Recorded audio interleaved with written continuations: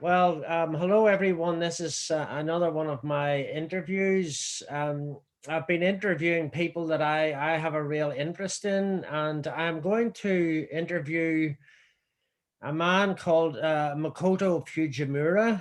Um, he is quite a well-known artist.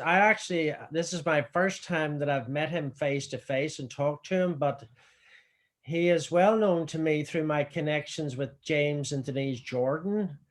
And so I want to welcome you, Makoto, to this interview, and it's a great privilege to have you on. So It's if wonderful to yes, if be you just introduce yourself a little bit, and say who you are, what you do, and a little bit of your background. sure.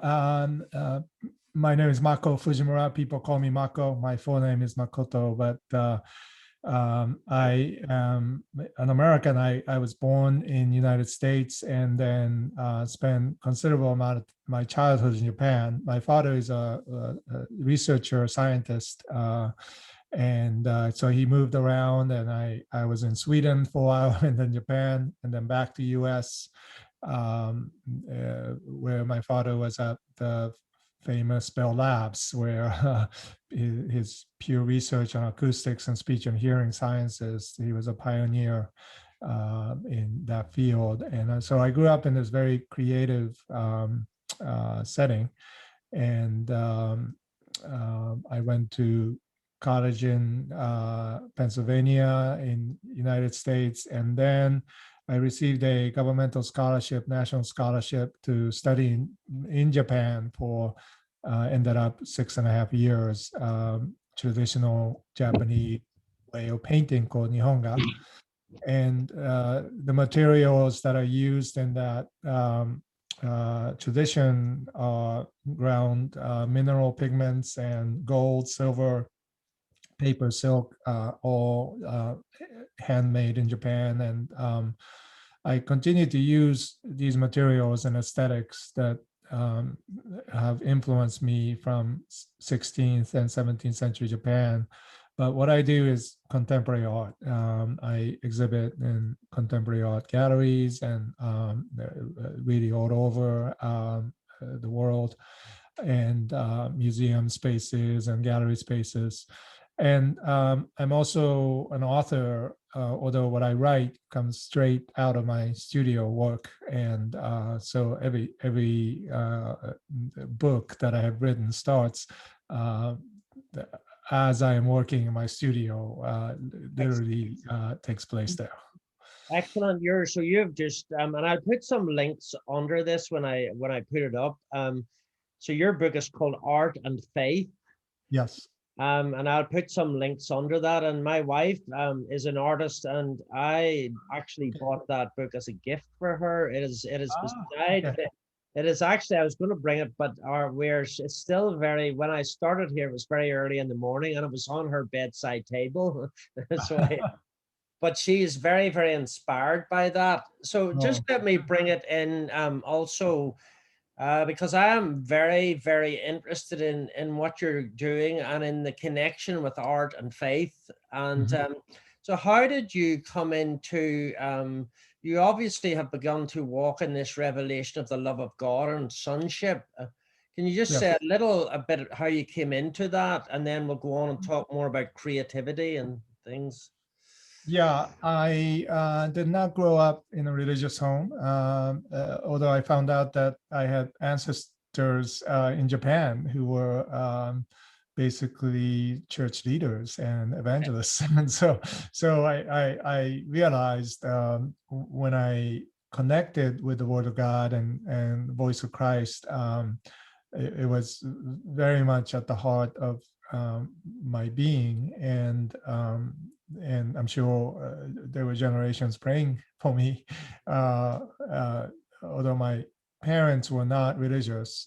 So um, I kind of picked up, through my DNA somehow. But when I became a follower of Christ at 27, it was almost, I call it an inversion rather than conversion, because I always felt the presence of God through my work. When I was painting or doing anything creative, I felt this charge flow through me, and I knew even as a child that it wasn't mine.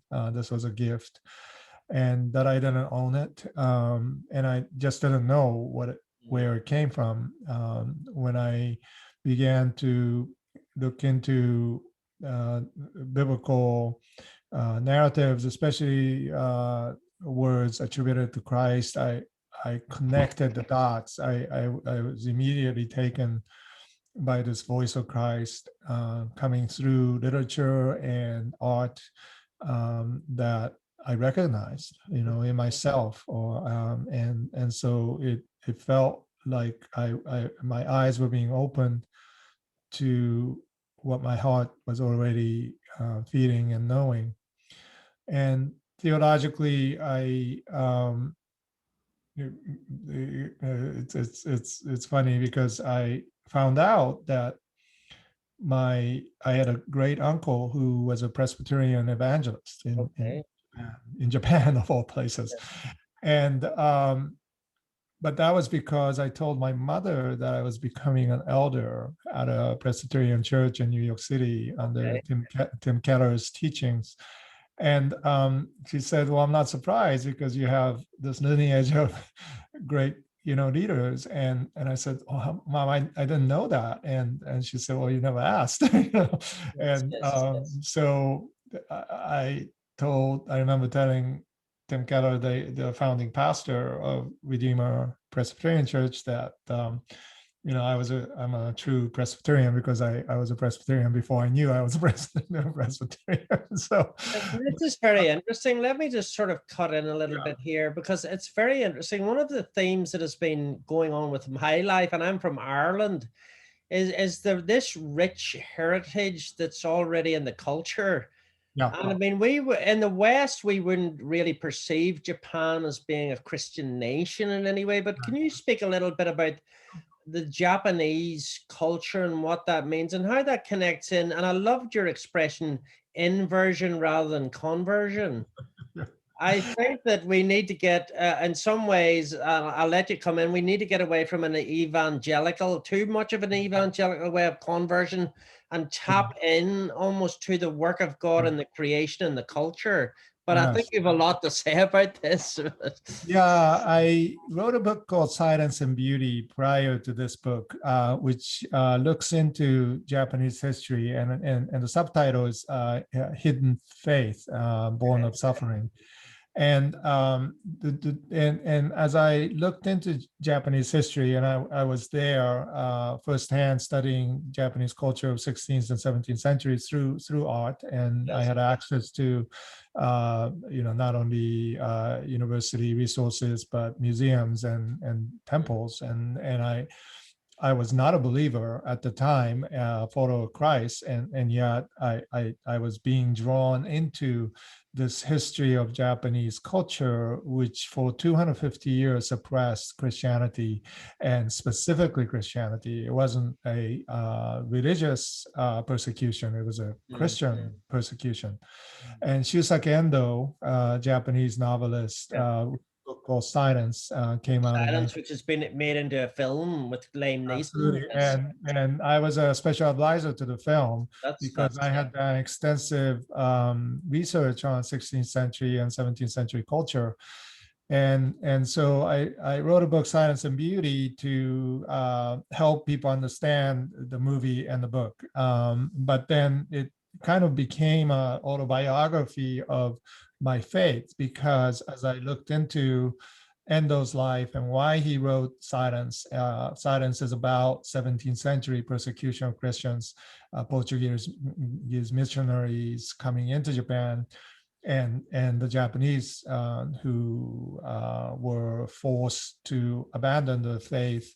But at the same time, I realized that this hidden faith stayed very much underneath Japanese culture, was kept alive by this really interesting connection to history of tea ceremony, which is probably the most important aesthetic history of Japan is through Senno Rikyu, the tea master of end of 1600s. So I'm sorry, 1500s, and then 1600 it became a hidden art form that is connected to the Eucharist.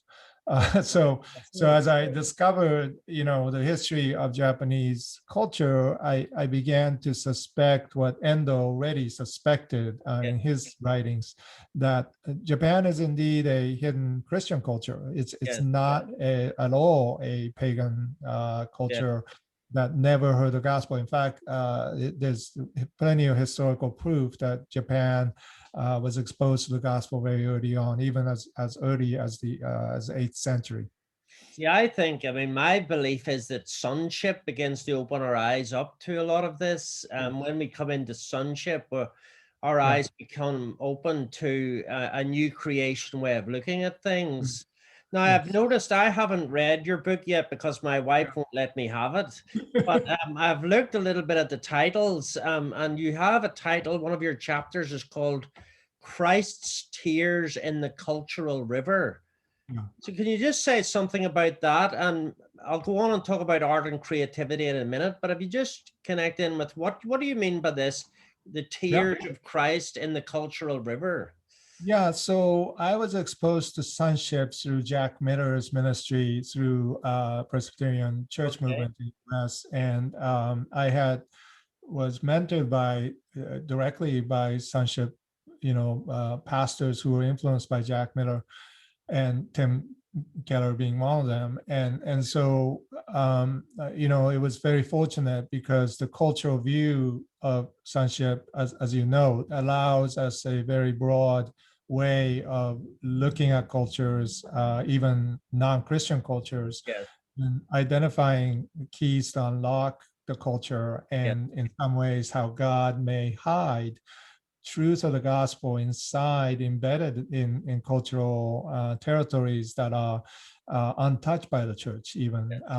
And in Japan's case, I think it's a particular interest because it has been early on exposed to biblical thinking, and then it's subsumed into a history of persecution that that history could not keep on the ground. And then, today, of course, Japan is far from Christian nation, but, what you note in cultural realm that you can read is all about, what I would call new creation theology, which as an artist is I'm very interested in, and I have spent considerable amount of time thinking about, and so Tears of Christ. Okay, go ahead and develop your thinking a little bit there about new creation theology, because again, I'm very interested in this myself. Yeah, so this came about very naturally as I read the Bible when I became a follower of Christ at the age of 27. I read the Bible through 3 times, and I discovered things that was in hindsight very unusual, I guess, for people to see. And so I would be reading Exodus and Exodus 31, Bezalel and Aholiab creating the mercy seat and the tabernacle, Moses, and that dimension, right, 2.5 cubits by 1.5 cubit, stood out to me. And I'm an artist, so I can envision this. I looked up what cubit was, and cubit is a measure from the tip of your finger to the elbow. Yes, that's right. Right. So they used Pharaoh's measurement, but for tabernacle they must have used Moses' arm, right? That's normally it was normally the king or the leader that they used the measurement of. Yes. Right. So it would naturally follow that they measured Moses' arm to create God's tabernacle, which is a fantastic vision of new creation, because God is inviting us, our measurement in a way to create. That's amazing. That's exactly what I'm on to. That Christianity is about it's not about God, it's about God and humans Yeah. melding and synergizing together. Right. So going to Christ's tears, I talk about the entry point into all of this is the extravagance of God in way what theologians call aseity of God, which is God's all sufficiency. God, it stands outside of time and space, doesn't need us, doesn't need the creation. God is all sufficient, and yet God created. Why? Because God is love. That's right. Love exudes, love creates extravagance and gratuity. The best way to explain this is when you're going out on a date, you don't do accounting, you go to a museum. You do things that are not necessarily utilitarian. You waste time together, and then because Connecting with creativity, yeah, yes. right. Imagination. Love Yes. is imaginative by nature.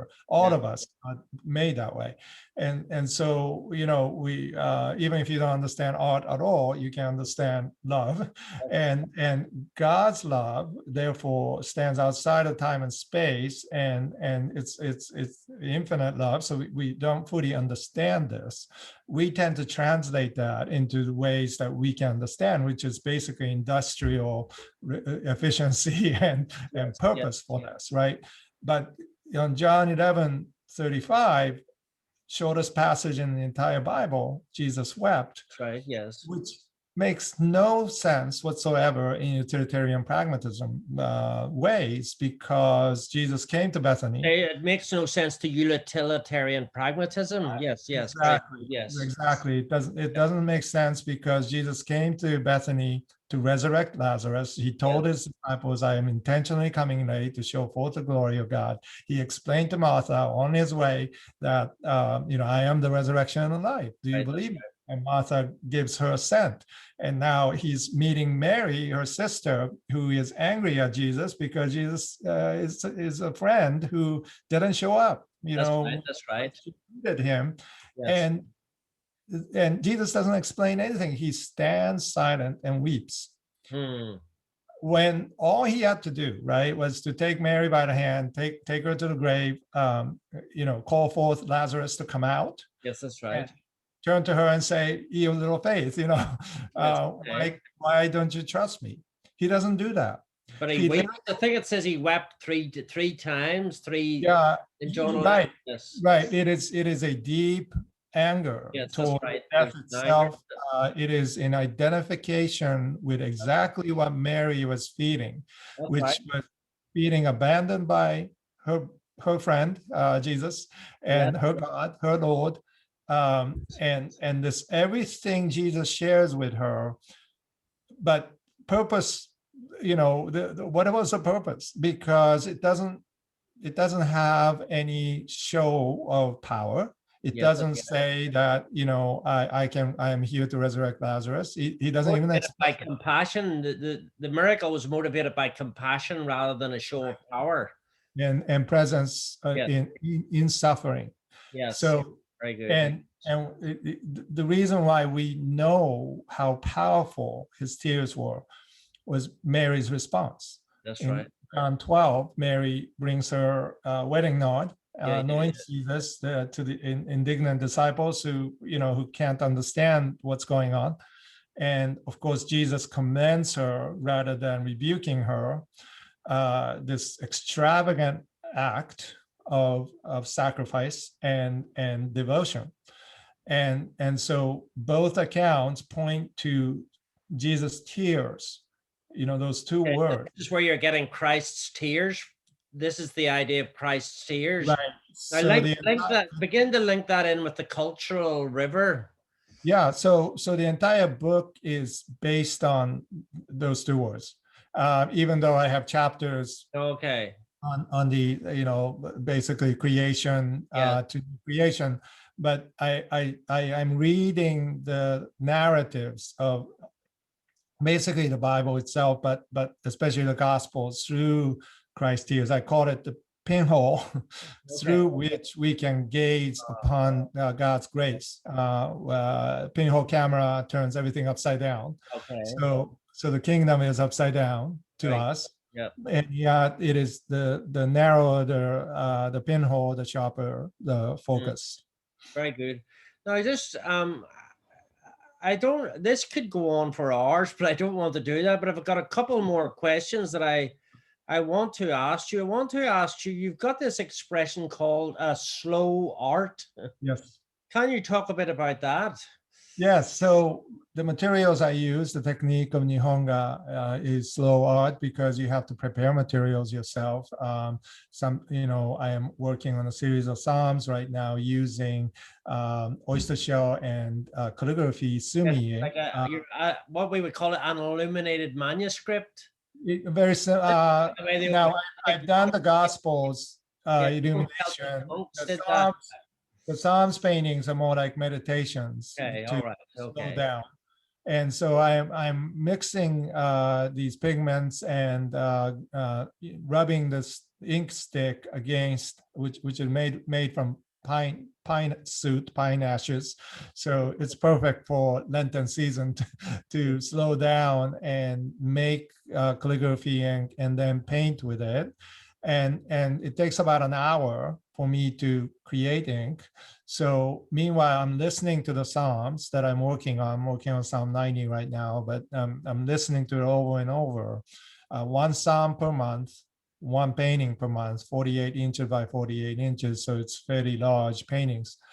And I'll let you come. So your process is slow art. It's not only the end result, it's actually a contemplative, meditative process you're engaged right. in. Yeah. And as a result, people standing in front of my paintings, I tell them, you won't see the work, you won't see the prismatic refractions, the depth, the layers, until your eyes adjust about 10 to 15 minutes.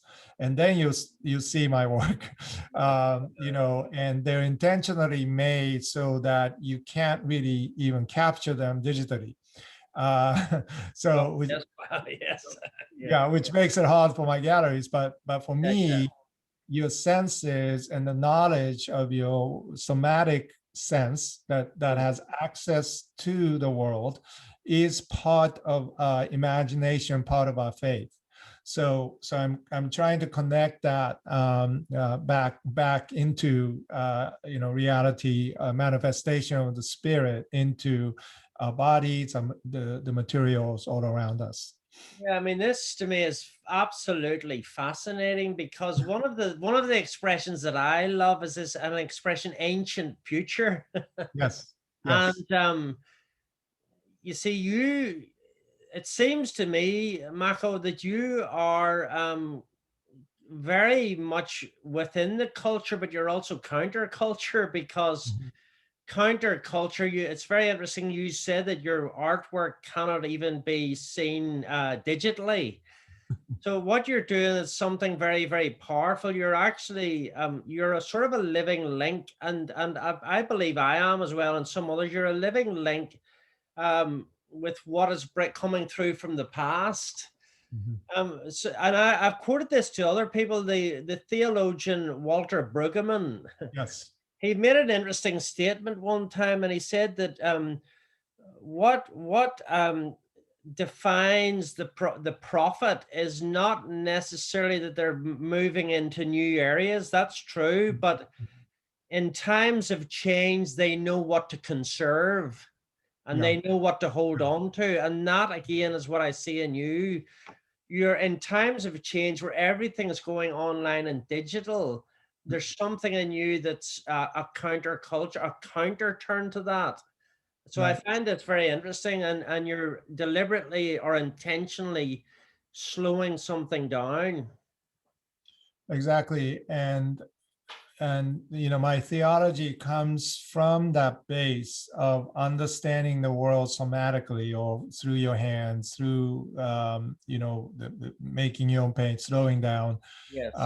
and the theology of theologians like Tom Wright, N.T. Wright, has Yeah, yeah, written about this, that's right. and he wrote this amazing foreword. So Yeah. To your you would book, just, yes. yeah, you get a sense of the interactions that I've been privileged to have with theologians of our great theologians of our time. But they, the conversation is ancient future, because it is about the past being made alive now and in new creation. That's right. So that's the bridge that we're always navigating. Now let me ask you, and I don't want to belabor this, but I mean there's so much here, and I'm sure people would be hungry to hear more, maybe in the future. But Mm. my this artwork, Kintsugi, Yes. that I pronounce. Can you just explain that and talk a bit about it? You say another title in your book is Kintsugi, the New Creation. Yes. Can you just talk about that? Yes. Again, a lot of So people are becoming very much aware of Kintsugi. yeah, Kintsugi is a venerable part of tea tradition. Harkens back to Sen no Rikyu and beyond. You have a tea bowl like this that may break because of earthquakes, many earthquakes in Japan. Yeah. And instead of in the Western way, you either throw it away or you fix it so that it looks, back to the original. Japanese kintsugi masters will take fragments and fill the cracks with Japan lacquer, Mm, and then pour gold on top, mm. and making the kintsugi bowl more valuable than the original. Yes, yes, yes, So it's a beautiful metaphor, new creation. Now, yes, this bowl was done by a friend of mine who is part of Kintsugi Academy that we launched with a Kintsugi master in Tokyo. And what she did was, it's beautiful because she added the squiggle. oh, This is the part that was cracked, and showing that you're literally creating something new yes, because of the fractures. yes, So in my chapter on Kintsugi theology, I talk about post-resurrection appearance of Jesus to yes, Thomas, notably. Thomas asks, I won't believe until I touch the wounds. And Jesus shows up in post-resurrection form with his wounds that's right. and invites Thomas to touch, and Thomas does not. He worships. He kneels down and worships. The first male disciples to do so. So I call him, believing Thomas rather than doubting Thomas. Yeah, yeah, yeah. But that's a significant detail of new creation. That's right. Yes, That Tom Wright, N.T. Wright, expounds on is that Jesus post resurrection stays human, yes, that's right. chooses to. Yes, And that means that mm, humanity matters, our that's right. flesh matters, our wounds matter. Yes, And that for some mysterious reason, God is shining grace through the wounds. Through his wounds, we are healed. yes, But through obviously Jesus's wounds, we are healed, but that also is connected to our brokenness, our wounds. that's So right. just like a kintsugi master would look at the fractured bowl, broken bowl, and in a way honor it by admiring it, the fractures, before he or she will mend it to make new. There are stories embedded in every broken piece that a Kintsugi master will bring out in the final design. Mm. And so this is a very significant part of what I call theology of new creation. Yeah, I mean, this is a very, very powerful visual symbol and cultural symbol, really, because there is such a one thing that has troubled me a little bit in the last number of years is there's such a big emphasis on becoming healed and whole, healed and whole. And Yeah. excuse me, I Yes. think many people misunderstand that where you sort of become healed and whole, so there'll be never any scars anymore. Right. but my view is that we become healed enough to become naked and to become Yes, vulnerable.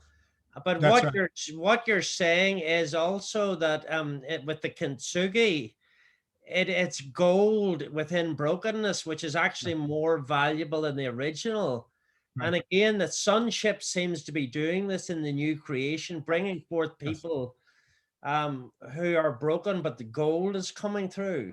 That's right. And it's, the Romans 8, the passages of Paul, well, 7, saying I'm a wretched man, or, Yes. and then Romans 8, triumphant, view of grace and identity as children of God and daughters of the great King. Those are perfect overlaps to Kintsugi. So this is part of the understanding of Japanese culture, which has these literally gems embedded, right, Oh, James inside embedded of in the their, culture, yes. especially during their persecution time. They had to hide their faith. How did they do that? They did it in a way that even the authorities didn't know that tea ceremony, which becomes the greatest uh, theme and the template for all Japanese culture, Okay. and everything else flows out of that. And yet this is you know in a sense Christological. It is, in a sense, has a redemptive values and stories, narratives embedded in them. And now you don't have to be religious to understand that, or partake in that. And this is what makes Kintsugi's story so powerful, is because it is hidden beneath the vulnerabilities and fractures and even the weakness that in Western value system will be thrown away, That's or right. ignored. And so much of our contemporary church culture is influenced by that. And sometimes even, and I'm not disputing, of course there's a need for healing, but some of it is to try and iron out the weakness, Right, right, and the right. flaws, which are actually very redemptive, but remain weak and flawed, but are still redemptive. Yeah, and part of that is is the journey that we're on, not necessarily back to Eden, the perfected state in Eden, but toward a new city, new garden city, Yes, yes. that we are journeying toward the new, and how that is implemented is the question of theology and new creation, right? What happens after Pentecost and Ascension? We don't hear too many sermons on this. We are ushering in the new kingdom now. If you think about the Eucharist, you have bread and you have wine. They happen to be two things that are very difficult to master and make. Yes, They will require many hours of failure, especially grape, raising grape and so forth. yes, yes. And so God implemented the central reality of communication through the Eucharist, waiting really until we make the bread and we make the wine. Mm. Right? God could have chosen something else, much easier to make, Yes, yes, but I think that's an indication that God is waiting for us yes, to show up. And when we do, and I sense that every day here in the studio when I make, even as a child, I felt something go through me. I think that is an experience that culturally we need to have, collectively in the church. In a sense, communion needs to be connected back to our making. yes, exactly. and and then that is the ushering in of the new creation, that allows us, and for some strange reason, mystery, God does not act until we make. Yes. So this I mean, it is interesting within the liturgy of the Eucharist. I think it says, about the gifts of finest wheat and the fruit of the vine, gifts Yes. from God and the work of human hands. Yes. Yes. So, And yeah, and I'm constantly reminded, if you read the Psalms, how much making is involved in the Psalms, and how our hands and labor is tied in with showing forth the glory of God into the world. yeah, And one that's of the things that I've been, I mean, I've been largely connected in the last 20 years with people of a Pentecostal charismatic sort of Mhm, culture. But the mhm. funny thing is, there's very little understanding of what is sacramental with that. Yes. And you're connecting the sacramental in. Right. And the charismatic spirituality actually, to me, flows out of the fractures Yes. of culture that gives birth to so many expressions in art. Surrealism comes out around the same time that Pentecostal movement comes out in Los Angeles Azusa Street. And I've been fascinated by this because I think art and expressions of poetry and theater and music actually traces the spirits movement in wider cultures Very that interesting. the usually church would be shunning Yeah. these things because it seems crazy and out of otherworldly, and yet I think the spirit of operation in outside the boundaries of physical church, in the invisible realms, invisible church, are very significant in culture, and you can actually trace that through the arts and even movies. Well, can you see? I mean, you're much more connected in with this than I am, but can you see a movement in art and film or movie making now that is reflecting some of the things that you're saying? I think it's already afoot, for Oscar nominated films this year. Minari is the favorite right now, and Minari is created by a friend of mine, Okay. Isaac Chung, who grew up in Los Angeles under spiritual mentorships of many of my colleagues who are believers, and who intentionally went into filmmaking and places like Sundance Film Festival to lay the ground for people, younger filmmakers like Isaac, to be able to make his film.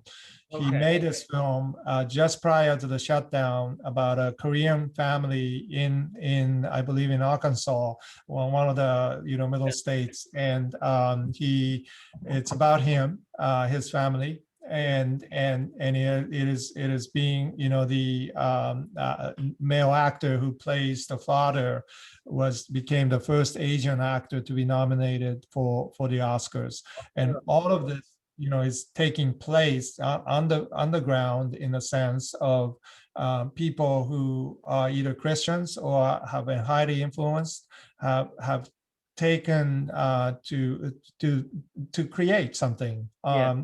Their stories, and they're very good artists. And so I see evidences of this happening. But this was something that we've been tracing for 20 years. We saw film, even Martin Scorsese, right? He Yeah. is a disenfranchised Catholic Yeah. who stated after making Silence, this film was about my faith, Okay. my journey of faith, my recovery of faith.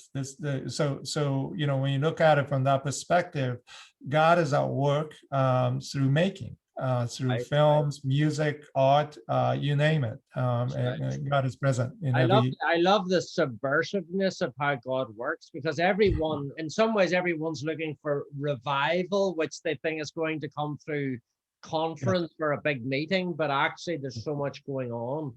Well, underneath. look, I just want to sort of draw this to a conclusion. I think I would love to do more of this, but again, I'll submit this to you, but for the future. But I just want to thank you so much for taking time. I see you're in your studio there, I think, but Yeah. I just want to thank you so much, Mako, for just taking time and trust to come on to me that you've never really met before. And so I honor you with that. Thank you. So the paintings behind me are called Walking on Water, and they were paintings that I started after the 3/11 tsunami and earthquake, Tohoku earthquake in Japan, and so they've been ongoing for 10 years now as an elegy to obviously the victims. But now it's more about the cries of our hearts, and I painted these new paintings this last summer. Thinking about the pandemic shutdown and Yes. asking the same question: can we walk on water? So these are prayers. My art is, directly I consider them my prayers, Yeah. and they're also touching upon what we would call impossible. Walking on water. Art should address the impossible, and by faith, we're not giving answers necessarily as much as we are deepening the questions. Yeah. And so for me, art and theology combined with spiritual formation, especially as sonship does, is one of the critical ways that God can create the new, to create a Kintsugi community, that we can come together to really be able to find a safe place where we can be vulnerable together. Yeah. Wonderful. Absolutely wonderful. Thank you so much. And I bless you. Absolutely. Thank you. And I'll put all the links underneath this when this Okay. comes out. Oh, and I'll keep in contact with you, Mako. Okay. Sounds good. Thank you so much. Thank you. God bless you.